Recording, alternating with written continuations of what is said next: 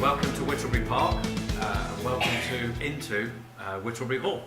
I'm personally very proud to have Sahar Hashemi here today, OBE, founder of Coffee Republic, and as I've explained, an absolute entrepreneur with an amazing background. Sahar is going to share her journey so far.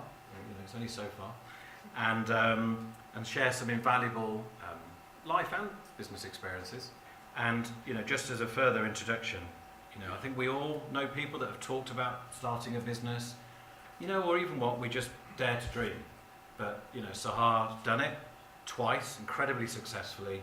Thank you for your attention so far. That's me done. I'm going to hand over to Sahar. Thank you very much.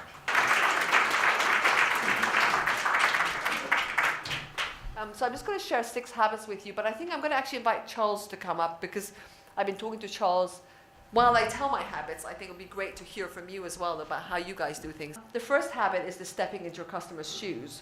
So I tell my story because I never realized that being a customer is the best place to start a business. Customers are almost like sort of aliens in a way. They're like people outside the business. It becomes very us versus them. And I think the key is to always keep that empathy. I think, and for you guys it's slightly easier, this get out of the office. I think it's very much, people can be very busy, sort of you put in a bit of bureaucracy and a bit of paperwork, and people are busy doing the paperwork, aren't they? And they forget about the real stuff that matters, the ultimate customer experience. Nothing replaces seeing customers' experience with your own eyes, hearing it with your own ears, Absolutely. Which, as you were saying, was much easier here. So, when we're obviously building events with people, we form a relationship with them.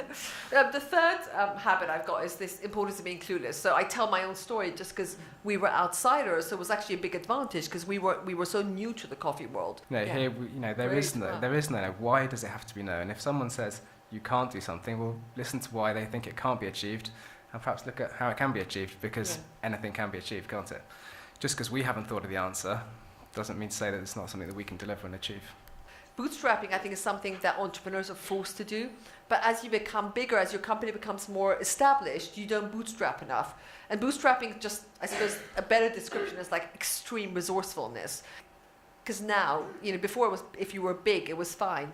But now it's all about speed, and how we see these big companies have little tiny kind of, this maverick comes behind, because the maverick acts much faster. Yeah, I mean, if you always do what you've always done, you're always going to achieve the same thing, aren't you? And I think, you're right. We live in very dynamic times. You've always got to stay ahead and think about the next thing you're going to do. That's a perfect example. On that failure, it's actually my kind of point about notching up on no's. So, I tell my story. We got actually a measly 39 no's.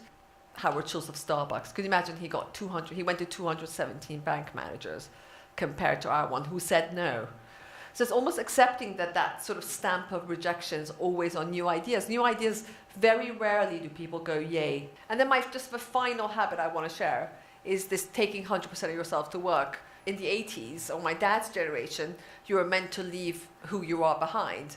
But I think now that real you, the you your mates see, the you are at the weekend doing a barbecue, and the work you should not be different anymore. Be yourself, as we said. If ideas come from everyone, don't they? And if the smallest little idea makes the biggest change, and that's what we're all about. Great. Lovely. Anyway, so that's my story. Right. Thank you very much. Thank you very much. Thank you.